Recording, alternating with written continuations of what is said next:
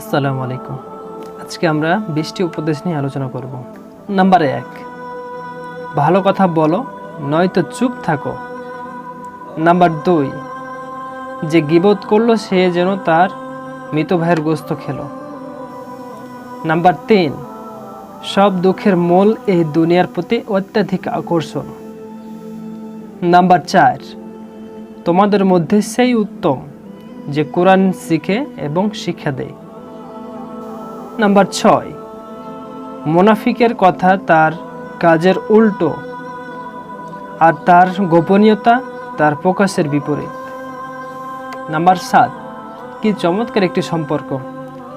আমরা আল্লাহ তাআলাকে স্মরণ করলে তিনি আমাদের স্মরণ করেন। নাম্বার 8, সে কিছুই হারায়নি যে তার সব কিছু আল্লাহর কাছে সমর্পণ করেছে। নাম্বার 9, আল্লাহর দিন মেনে চলার মধ্যেই আল্লাহর প্রতি আপনার ভালোবাসা প্রমাণ হবে। আল্লাহর রাস্তায় ব্যয় করতে গিয়ে আমরা কখনোই দারিদ্র হয়ে যাব না।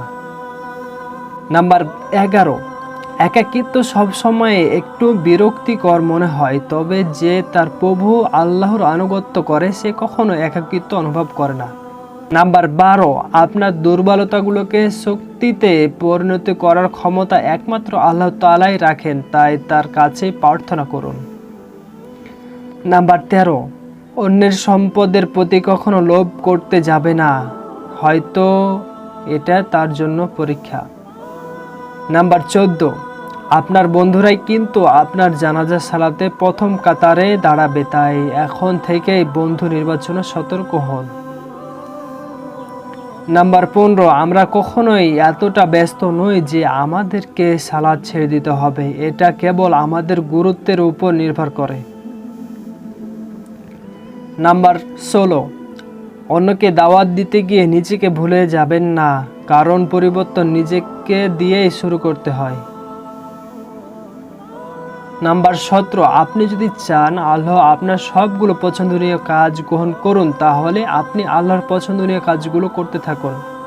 নাম্বার 18, আজ আপনি যে ছেলে মেয়েটার সাথে হারাম সম্পর্কে লিপ্ত আছেন, বিচার দিবসে সেই আপনার বিরুদ্ধে সাক্ষ্য দেবে।